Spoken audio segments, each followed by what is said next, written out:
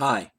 Whether or not you were a fan of the classic TV series Lost in Space, the one thing that everybody could agree on that was cool was the Jupiter 2, the ship itself. And if you wanted a ready to display model that can go right onto the shelf without doing anything, the Trendmaster was the version to go with. If you wanted to build a screen accurate model, then you'd have to go with Polar Lights or the Mobius, or in the early days, the Luna models. But if you just wanted something, like I said, to display, this was it. And it was touted as a playset. It had positive points being on the outside. It did look like the Jupiter. They matched it nicely. It had working retractable landing gear, which is probably the best thing they could have done with this, for the fans to display it the right way. It came with a space pod, which I was never a fan of, but it did give you a hangar deck in the back, which you could, park it in. And it really didn't interfere with the lines of the ship. I would have personally preferred a chariot and a ramp. So once you've, lowered the landing gear, landed it, that would have been great. But those are where the good points end. As far as every other piece of this ship, I feel Trendmaster, I guess the best word to say was they blew it, or they got lazy with the rest of the execution of it. The lights for the fusion core were horrible. I mean, just the electronics alone were garbage. The sound and the lights were terrible. The interior itself was not designed following the Jupiter on the show.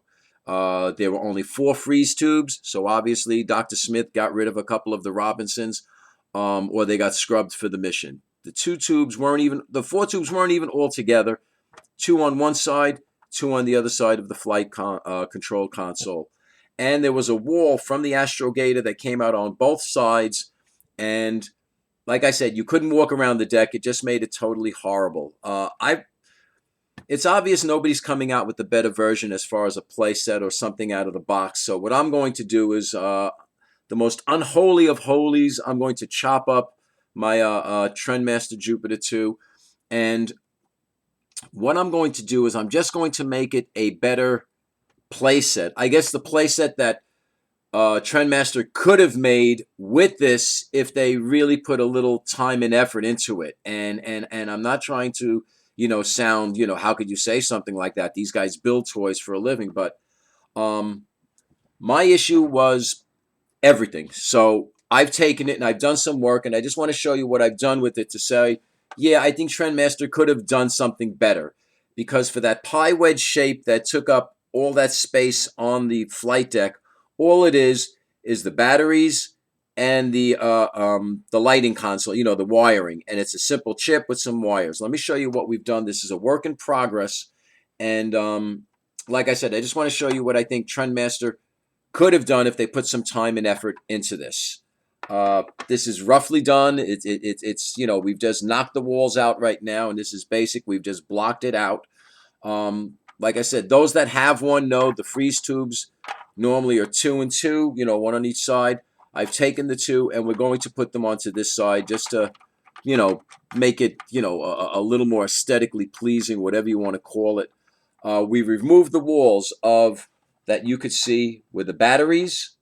And right here was the wiring harness, and the hole is where the wires for the fusion core, as well as the light that would blink under the flight console was. I've cut off the top of the astrogator. This is the original top that it came with. And what I've done, simply, I've cut that off. And this is the dome light, the dome cover from, the dome of the ship, just to show you how it would look. We're going to work on it. But just with the walls gone, you could see the difference, and moving the freeze tubes over that. I mean, it looks like the Jupiter 2 again. You can walk around it. We're going to redo the seats because that's another issue with this. The seats are obvious. These are Star Trek Next Generation Enterprise D bridge chairs. They're definitely not Lost in Space. They could. I'm gonna see. We're gonna modify them to make them more to the what it should be, as well as the control console. Once again, this is more Star Trek, where you sit, put your feet under. The Jupiter 2 was a flat panel with 3 workstations. A simple piece of flat plastic and a sticker with, the design could have taken care of that. We're going to work on that also. With the freeze tubes now not on this side, it opens up the egress main hatch area. So we've already cut out the port, the port window. Eventually, I want to get the door to open and close, but not on this modification. We're just going to open up the area itself. We've opened up the airlock area to here. We'll open it up a little more to this retaining wall just to give it a more open air appearance, and maybe we'll put something in here, a table or something. But the number one thing that came up as a result of this is that you can now access the space pod from within the ship itself, and it makes it, much more interactive, because before, as you know, the only way to get at it was to open up the back, pull the ship out, take the figure from within the playset, put him in the space pod. You couldn't get at it from within the ship, just so now all you have to do, you just pop the hatch open. You can then put either Will Smith or Will Robinson. Please don't sue me, Will Smith. I mentioned your name. You can now put them into this pod, open up the back, fly around, raise your antenna. And also, that's another bonus. Before you could only park it back into the ship with the antenna in the folded position. If you could get it in before then, I couldn't. But now, because of, you have the open access, to the space pod, you can just put it in with the antenna in the up position, just fold it down. And like I said, you have access 100%. It's totally, I think, now a little bit more interactive. There's still room for some more work to be done, but I just wanted to show you where we are. And like I said, there's no way you're going to convince me Trendmaster could not hide the batteries and the electronics. And this is the electronics, so it's not that it's complicated. It's 4 wires to cut, 2 for the speaker and 2 for the positive negative of the battery. And we're going to locate all of this in here, along with the batteries, which is, you can't tell me Trendmaster could not have done this and opened it up just like this. The light that was above the dome, this section, the light that was on the dome, I'm just going to put it up into the astrogate, or put a little piece of frosted plastic and light that up.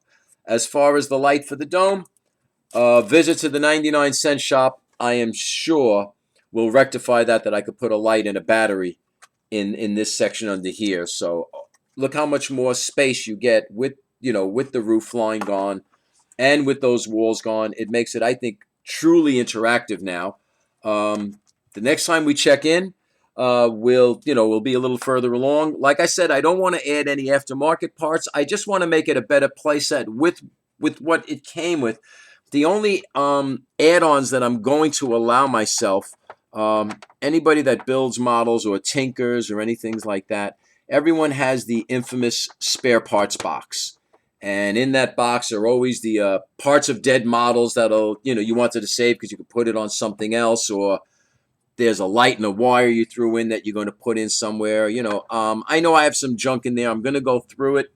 I will go through it and pull out what I think can be added. I really don't want to make it, like I said, screen worthy. I just want to add anything that'll just make it a better play set.